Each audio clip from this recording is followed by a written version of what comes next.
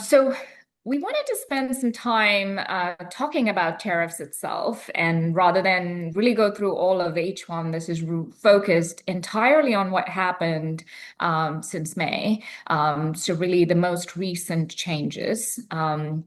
In the beginning of May, 321, which is the de minimis of $800, was killed for Chinese origin goods. So this is China and Hong Kong.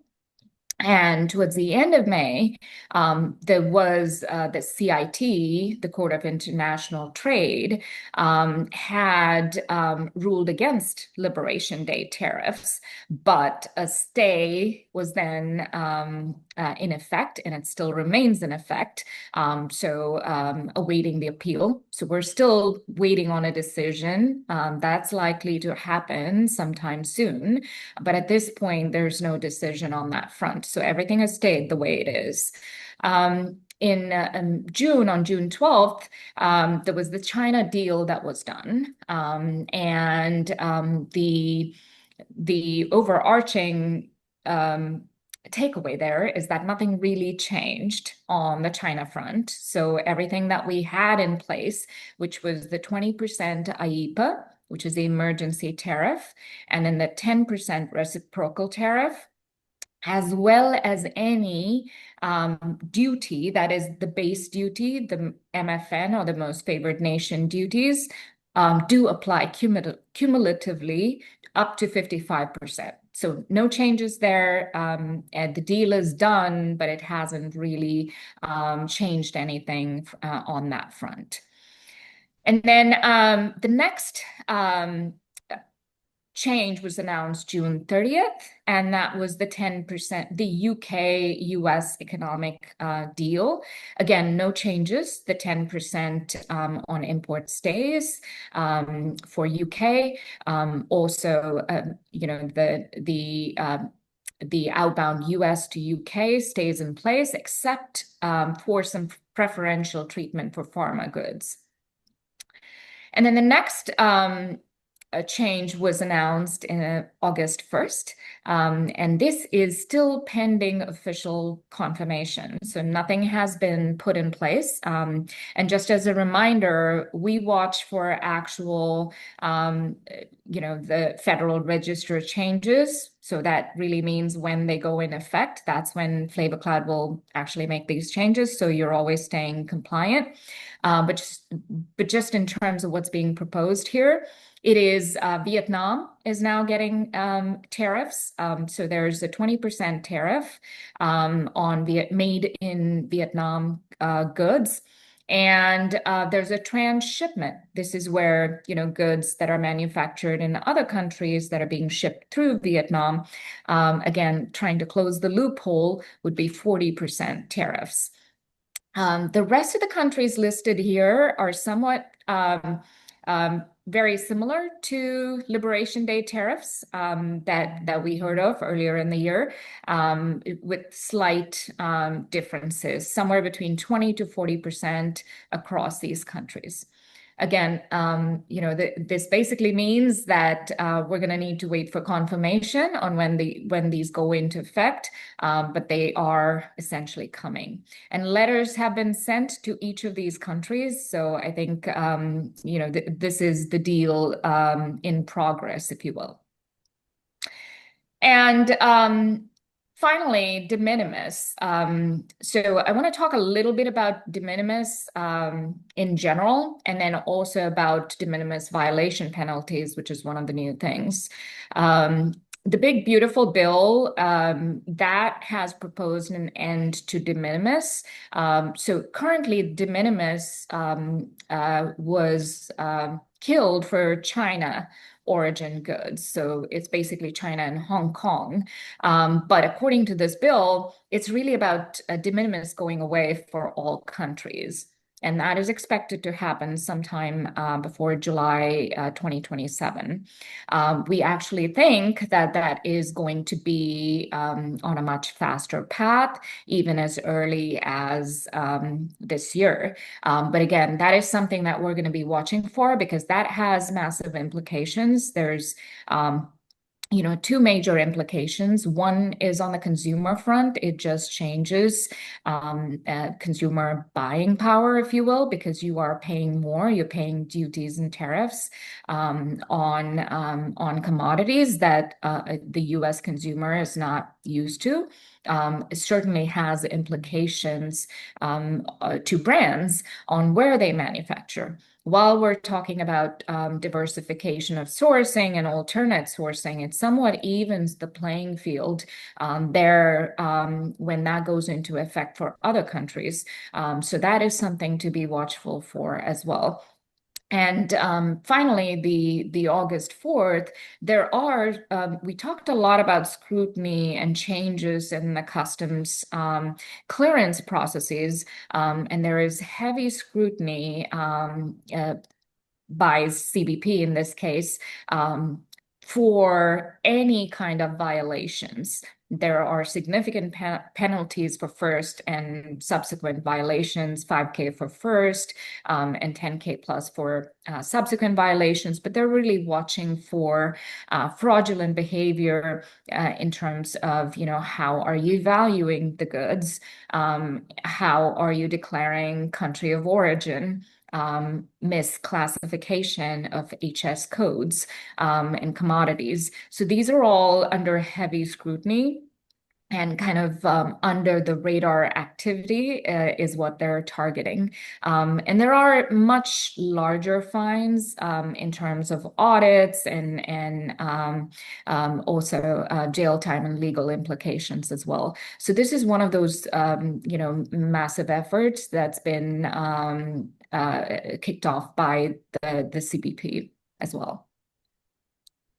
Next. Let's get... Yeah, I'll let you take this one, Maya. I think we're going to do this. I'll go for this. Yeah.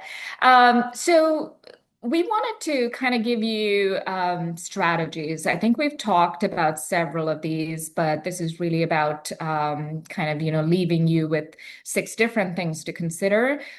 Some of these strategies, you might apply 1 or 2 of these, or really think about all of them and how they apply to your business.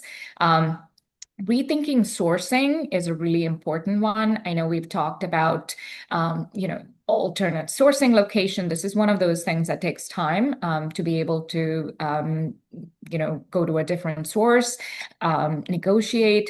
But in the long run, it just builds resilience, even if you have similar tariffs and de minimis goes away. It still is a better strategy to be able to compete with multiple sourcing partners, build competition that way, and really think about nimbleness should something change dynamically on the tariff front. So we think that is a really good and important strategy for brands to consider. Second is regional fulfillment is something that we're seeing. So supply chains are becoming decentralized. So thinking about nearshoring capabilities, and that goes hand in hand with optimizing full stack cost, which is number 5. It really is about cost benefit analysis, doing that in terms of what does it cost to bring wholesale goods and nearshore it, let's say in the EU, for example, to serve EMEA. Or maybe, an APAC strategy versus North America strategy or rest of the world strategy from whichever one of these fulfillment centers has the better ROI.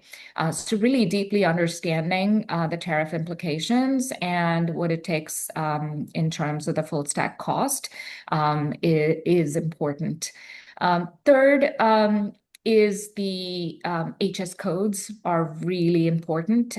Granular HS codes. Having incorrect HS codes can actually be detrimental. There can be significant differences in duty rates between the HS codes, so getting accurate, not only because of the penalties and scrutiny, but also because of the tariff implications and margin implications. And then considering tariff engineering, there are many different strategies that you could employ where just in terms of alternate composition of goods can lead to better tariffs. Number four is adapting pricing. We talked about localized market pricing. That was an illustration of this. It's really thinking about how can you build pricing in a way that you can essentially pass on tariffs or a portion of that to consumers so that your margins are protected and that you're able to still have great conversion rates because they are used to having that all-inclusive pricing. When they purchase domestically, even in the wholesale world, that's very much the strategy in terms of how we come up with a market-based pricing. So this is very much bringing that same paradigm in the e-commerce cross-border realm, if you will. We talked about number five. So the last one is DDP. This is one of the easiest ones to really implement. It is a great way to ensure that you're always on top of the tariffs, and that technology through the platform is taking care of all of these implications and implementing tariffs and giving you a guaranteed landed cost so that you don't have to worry about, are the tariffs in effect today or are they not? And are they different tomorrow?